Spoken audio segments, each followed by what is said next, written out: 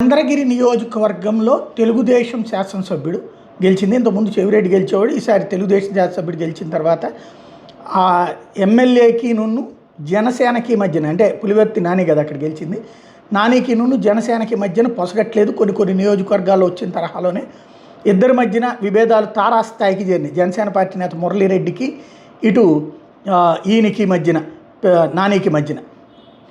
తాజాగా పులివర్తి నానికి చెప్పు చూపించాడు జనసేన పార్టీ నేత మురళీరెడ్డి. ఎందుకయ్యా అంటే, చంద్రగిరి మండలం తొండవాడ గ్రామానికి వచ్చినటువంటి సందర్భంలో ఎమ్మెల్యే పులివర్తి నానికి ఈ చేదు అనుభవం ఎదురైంది. తొండవాడ గ్రామాన్ని వాస్తవంగా అక్కడ జనసేన పట్టున్నట్టుంది. అందుకని శత్రుదేశం పాకిస్తాన్తో పోల్చాడు. మరి అది జనసేననో లేకపోతే వైసీపీ అనో తెలియదు, కానీ పాకిస్తాన్తో పోల్చారు. దీని మీద ఎమ్మెల్యే ముందుగా వివరణ ఇవ్వాలని డిమాండ్ చేస్తూ చెప్పు చూపించారు జనసేన నేత మురళీరెడ్డి.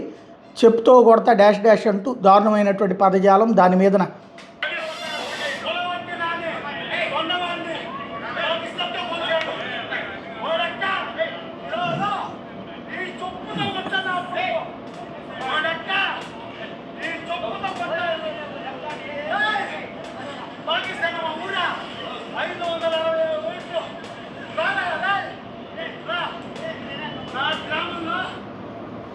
వాస్తవంగా అక్కడ 566 ఓట్లు మెజారిటీ వచ్చిందట లాస్ట్ ఎలక్షన్స్లో. అట్లాంటి ఇచ్చినటువంటి చోట్లనే నువ్వు మమ్మల్ని పాకిస్తాన్తో పోలుస్తావా అంటూ తీవ్రంగా విరుచుకుపడ్డాడు.